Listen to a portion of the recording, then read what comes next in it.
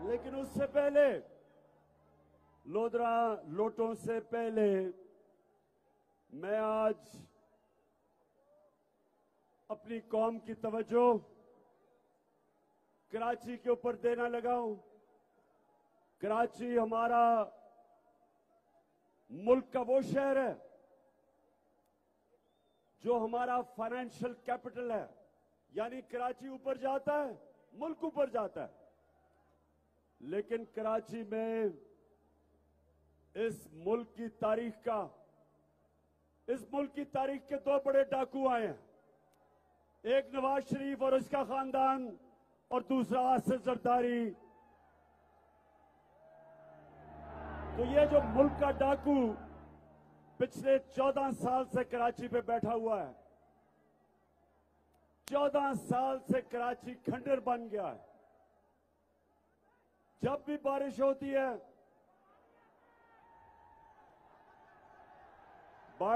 है, तो क्या पानी आता है।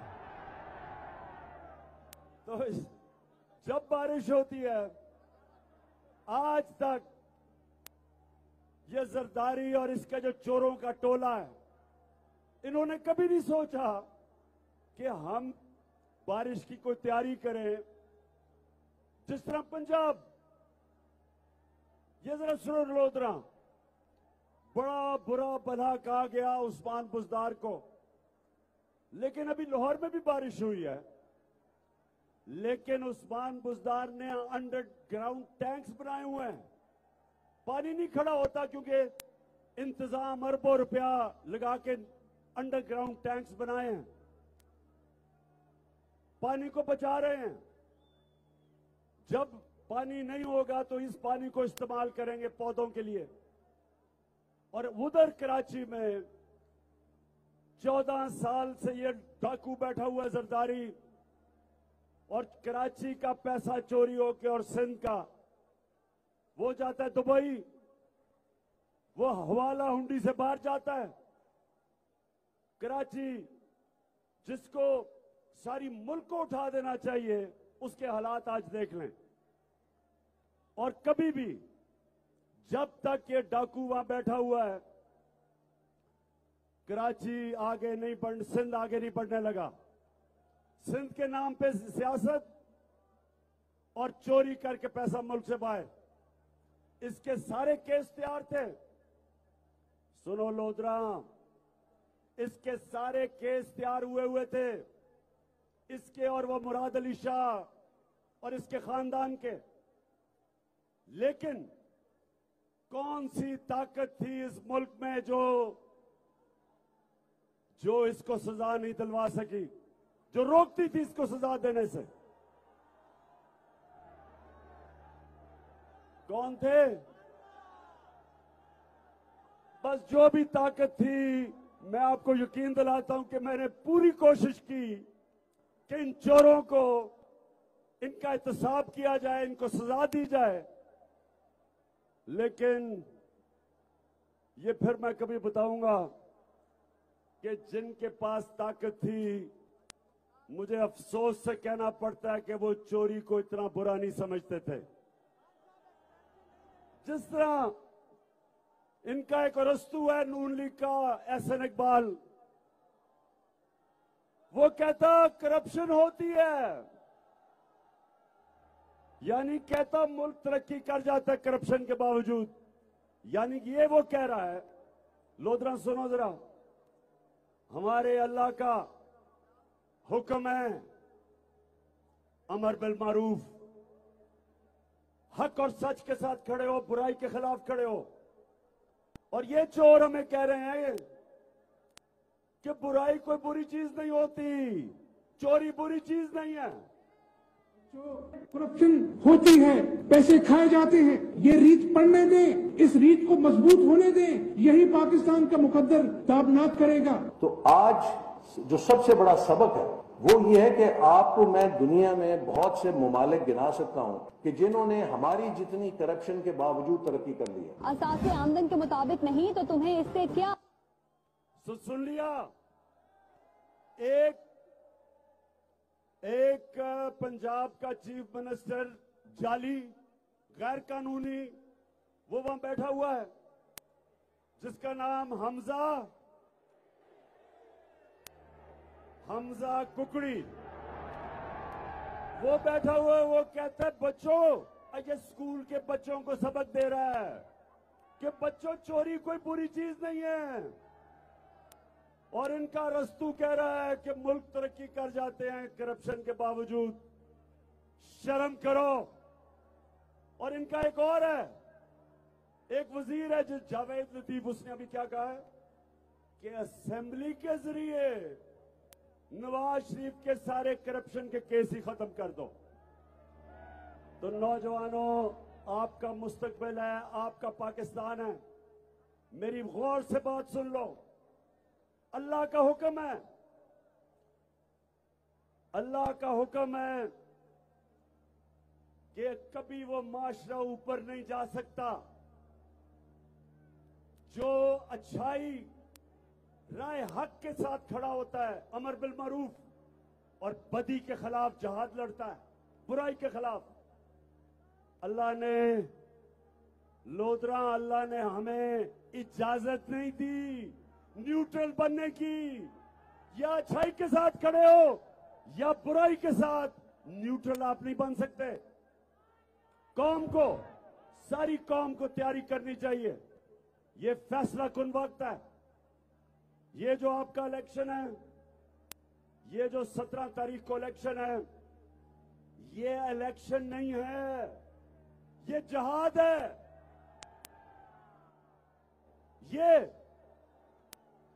ये इस मुल्क की हकीकी आजादी की जद्दोजहद है। ये जो चोर हमारे ऊपर मुसल्लत किए गए,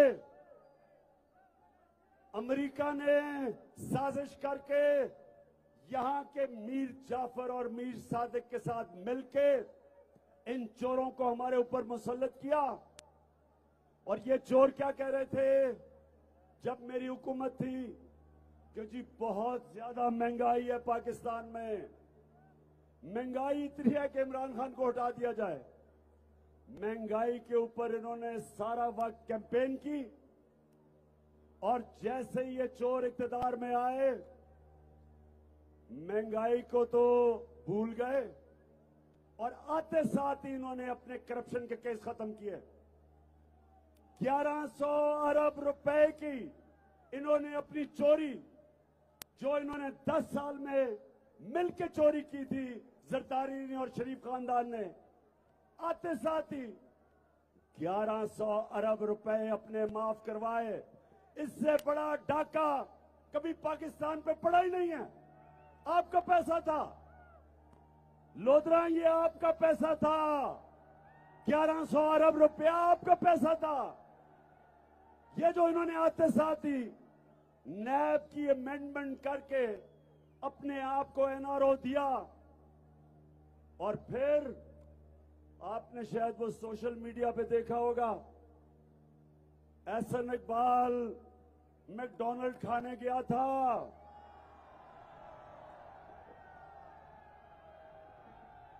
मैकडॉनल्ड खाने गया था तो क्या आवाजें लगी?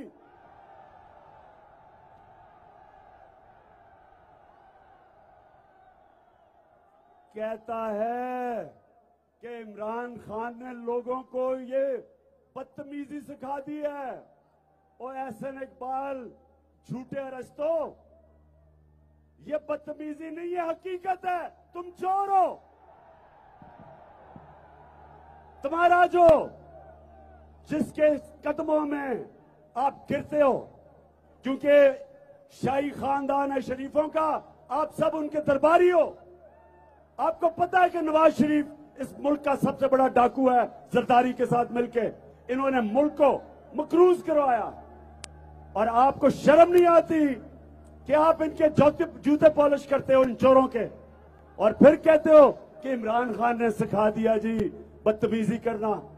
ये हकीकत है। 1100 अरब रुपया आपने आते साथ ही इस कौम का हजम किया। आपने डाका मारा 1100 अरब रुपए का। और कौम, मैं आज आपको कह रहा हूं, जिधर भी आपको दुनिया में पाकिस्तानी मिलेगा वो आपके ऊपर 2 लफ्ज कहेगा, चोर और गद्दार। गद्दार हो आप। अमेरिका के साथ मिलके आपने वो हुकूमत गिराई झूठ बोल के कि जी बहुत ज्यादा महंगाई थी। जरा लोधरा ये सुन लो, जब से ये आए हैं ये जरा गौर से सुनो। मैं ये जरा सिर्फ आपको आज बताना चाहता हूं कि 2 महीने में इन्होंने इस मुल्क से किया क्या। दाल चने की एक एक चीज मैं बताऊंगा। 21% कीमत बढ़ी दाल चने की। मसरूर की दाल 30% बढ़ी। माश की दाल 13%। प्याज जो हर आदमी बेचारा गरीब आदमी रोटी के साथ खाता है 100% बढ़ गया, यानी दुगनी कीमत। आलू 35% बढ़ गया।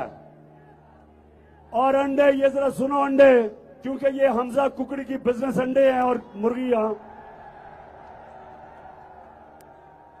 तो हमजा कुकड़ी ने अंडे की कीमत 36% बढ़ा दी है। और हमजा कुकड़ी ने कुकड़ियों की कीमत 100% बढ़ा दी। अब ये कुर्बानी में थोड़ी नीचे आई है, लेकिन दुगनी कर दी थी। उसके बाद घी 22%, ये याद रखे, ये आम आदमी इस्तेमाल करता है। 22%। पेट्रोल 100 रुपया लीटर इसने 2 महीने में बढ़ाया है। 100 रुपया लीटर।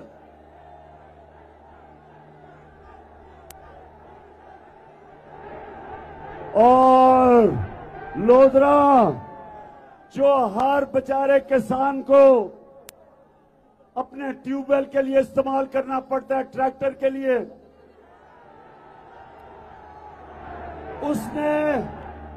उसकी कीमत, फजलुर रहमान की कीमत 130 रुपया बढ़ा दी है।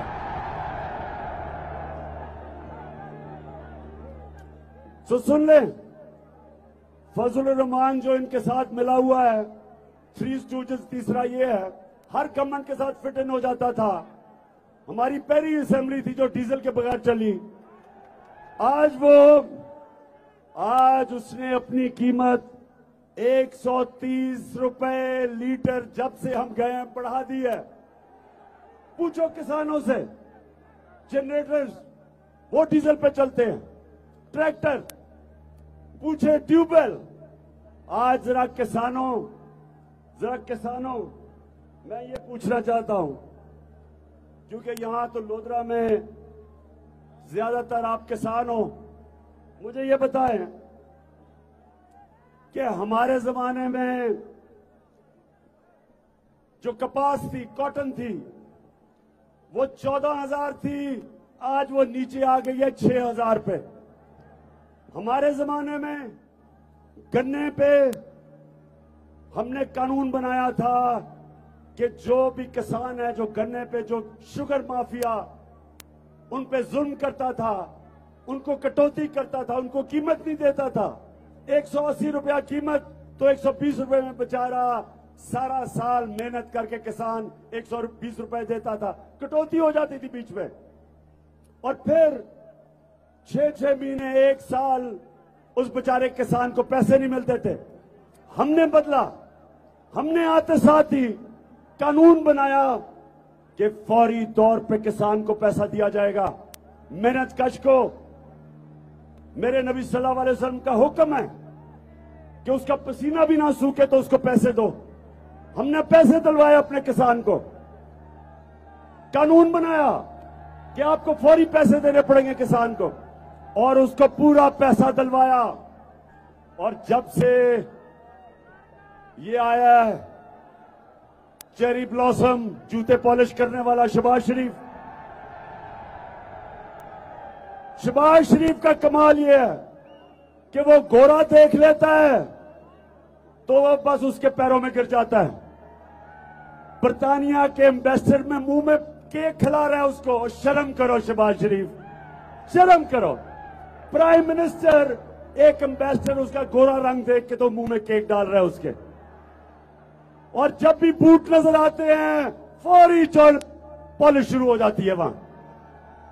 तो ये शहबाज शरीफ, क्योंकि इनकी शुगर मिल्स हैं, अब फिर वापस किसान को पूरी कीमत नहीं मिल रही, और फिर 6-6 महीने उन बेचारों को इंतजार करनी पड़ती है पैसे की।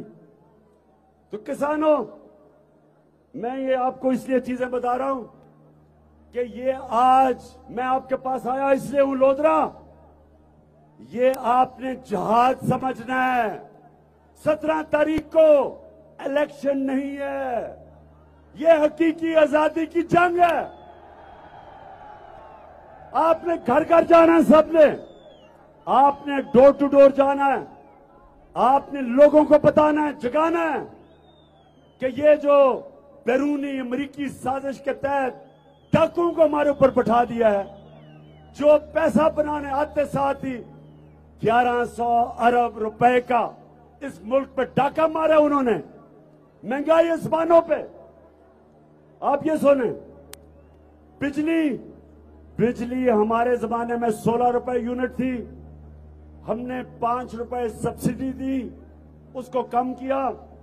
आज बिजली 32 से 36 रुपए यूनिट है।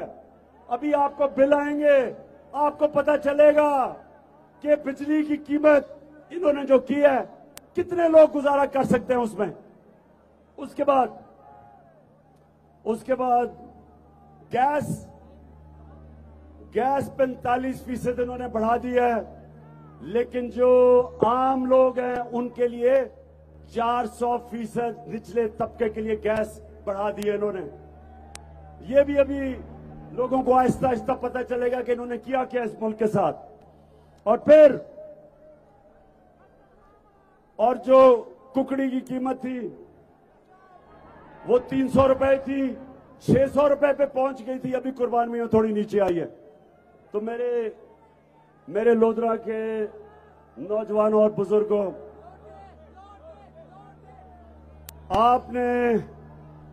आपने इन लोटों को शिकस्त देनी है। हाथ खड़ा करके मुझे बताओ कि तुम लोटों को हराओगे। ये नौजवानों, मैं अपने नौजवानों से खास तौर पे कह रहा हूं कि ये आपकी जंग है। ये चोर ऊपर रह गए, कौम का वो हाल होने जा रहा है जो श्रीलंका का हुआ है। श्रीलंका का आपने हाल देखा, क्या हुआ श्रीलंका में? श्रीलंका में ये जरा सुने क्या हुआ। श्रीलंका के अंदर हुआ क्या कि उनके जो ऊपर सरबराह थे वो भी खानदान था। यहां भी 2 खानदानों के नीचे हमारा मुल्क 30 साल से ये 2 खानदान इस मुल्क के ऊपर हुकूमत कर रहे हैं। 30 साल से मुल्क को मकरूज कर दिया है। खुद अरबों खरबोपति बन चुके हैं, बच्चे भी खरबोपति बन गए। लंदन में उसने क्या कहा था, मेरी लंदन तो छोड़े पाकिस्तान में भी कोई प्रॉपर्टी नहीं है। अच्छा एक मिनट मैं जरा शहबाज शरीफ का एक क्लिप आपको दिखाना चाहता हूं, ये जरा सुने।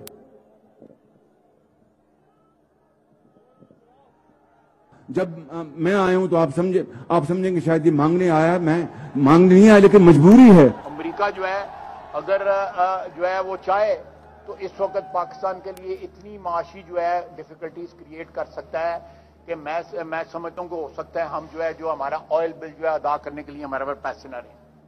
ऑलरेडी जो माशी हालात जो है हमारे इंतहाई मखदूश हैं। ये सारे वेंटिलेटर जो है ना, ये लगे हुए हैं अमेरिका की मर्जी से लगे हुए हैं। अमेरिका चाहे तो ये सारे के सारे जो हमें जो इस वक्त ड्रिप्स लगी हुई हैं या वेंटिलेटर लगे हुए हैं, सारे के सारे ऑफ हो जाते हैं। Beggars can't be choosers. जब मैं आया, ये एक मिनट फिर से चलाना, ये जरा एक मिनट सुनो, ये जरा गौर से सुनो। ये आपका प्राइम मिनिस्टर बोल रहा है, बोलो। जब मैं आया हूं तो आप समझेंगे शायद ये मांगने आया, मैं मांगने नहीं आया, लेकिन मजबूरी है। अमेरिका जो है अगर बस जो है वो चाहे बस मैं मेरी कौम देखे पाकिस्तानियों सुने जरा मेरी बात। आपका मुल्क जब पाकिस्तान बन रहा था तो मेरा कायदे आजम इस मुल्क का अजीम लीडर एक गुलाम हिंदुस्तान में एक आजाद इंसान था, खुददार इंसान था। और हमारे मुल्क बनने पे जो नारा था कि पाकिस्तान का मतलब क्या, मेरा तेरा रिश्ता क्या, इसका मतलब ये कि आज हमारा सारा मुल्क बलोचिस्तान, सिंध, गिलगित बल्तिस्तान, आजाद कश्मीर, सिंध, पंजाब, हमारा एक ही रिश्ता है, ला इलाहा इल्लल्लाह। हम सब एक कलमा हमें इकट्ठा रखता है। इसकी वजह से हमारी जुबानें भी मुख्तलिफ हैं, कोई सिंधी बोलता है, कोई पश्तो बोलता है, कोई बलोच, हमारी सारे पंजाबी बोलता है, कोई, हम सब मुख्तलिफ हैं, लेकिन हमारा रिश्ता एक है, ला इलाहा इल्लल्लाह। अब ये जो चेरी ब्लॉसम ने बात की कि जी मैं भीख तो नहीं मांगने आया, और दूसरा कहता है जी हम तो अमेरिका ने अगर चाहे तो हम मारी जाएंगे। बेशरम लोगों, शर्म करो। एक अजीम मुल्क के कीदर लीडर हो, बेशरम लीडर हो, भिखारी हो तुम। कहता अगर हम अगर भीख नहीं मांगे, कहता अगर हम अमेरिका की इसलिए गुलामी कर रहे हैं कि हम भिखारी हैं। शहबाज शरीफ, तुम और तुम्हारा भाई और ये जरदारी भिखारी है। ये कौम गैरतमंद कौम है, कौम ला इलाहा इल्लल्लाह का दावा करने वाली कौम है। हम स्वाय अल्लाह के किसी के सामने नहीं झुकते। हमें तो हमारे कलमा ने आजाद कर दिया है। हमें तो ला इलाहा इल्लल्लाह ने, हमें तो उसने आजाद कर दिया है। उसने हमारी गुलामी की जंजीरें तोड़ दी हैं। यह मुल्क आजाद क्यों हुआ था? क्योंकि कायदे आजम और अल्लामा इकबाल, उन्होंने कहा कि अंग्रेज की गुलामी के बाद हम हिंदुओं की गुलामी में नहीं जाना चाहते, इसलिए पाकिस्तान बना था। और अगर हमने उसके बाद आज अमेरिका के बूट पॉलिश करने हैं, इससे बेहतर है कि पाकिस्तान ना बनता। मैं किसी के सामने अल्लाह के शुक्र, क्योंकि उसने ला इलाहा इल्लल्लाह मेरे दिल में डाला है, ना मैं कभी आज तक किसी के सामने झुका हूं। और पाकिस्तानियों, मैं ना आपको किसी के सामने झुकने दूंगा। हमारा मुकाबला, सुन ले जरा, हमारा मुकाबला इन चोरों के साथ है। ये पैसे चला रहे हैं, इनसे पैसे ले लो, वोट बल्ला पे डालना, इन चोरों के साथ है। फिर वो इलेक्शन कमिश्नर, वो जो जाके मरियम के और हमजा के कदमों में बैठ के प्लान कर रहा है कि इलेक्शन कैसे इन्होंने जीतनी है, क्योंकि ईमानदारी से तो ये कुछ भी नहीं कर सके, ना पैसे बना सके, ना बिजनेस चली, ना पॉलिटिक्स की, ना इलेक्शन लड़ी। और जब नवाज शरीफ क्रिकेट खेलता था बागे जिना में, तो अपना पैर खड़ा करके करता था। तो ये वो लोग हैं, ईमानदारी से कुछ नहीं कर सकते। इलेक्शन कमीशन को भी साथ में लाया हुआ है, पैसे दे रहे हैं लोगों को। और वो जो मिस्टर एक्स बैठा हुआ है लाहौर में, वो कौन है मिस्टर एक्स? सबको पता है वो मिस्टर एक्स कौन है। वो बैठ के इनके साथ तैयारी कर रहा है। और हम सब ने, पाकिस्तानियों, हम 12 करोड़ पाकिस्तानी हैं, हम किसी के गुलाम नहीं हैं, ना हम किसी से डरते हैं। हम सब ने, इसके बावजूद कि इन्होंने पूरी कोशिश करनी है इलेक्शन में धांधली करने की, हमने इसके बावजूद इनको फेंटा लगाना है, इनको हराना है। और आपने सबको मैं जिम्मेदारी दे रहा हूं, नौजवानों, मैं सबको जिम्मेदारी दे रहा हूं कि ये आपके मुस्तकबिल की जंग है। आपने पहरा देना है पोलिंग स्टेशंस पे। मेरे जो 2 मेरे जो दो टाइगर लड़ रहे हैं इलेक्शन, एक अमीर और एक कैप्टन इज्जत, अब से लेके पोलिंग डे तक आपने घर घर जाके लोगों को सिर्फ एक चीज बतानी है कि ये आपकी हकीकी आजादी की जंग है, इलेक्शन नहीं है। अपनी बहनों को, मेरी जो बहनें सामने खड़ी हैं, आपको जिम्मेदारी दे रहा हूं।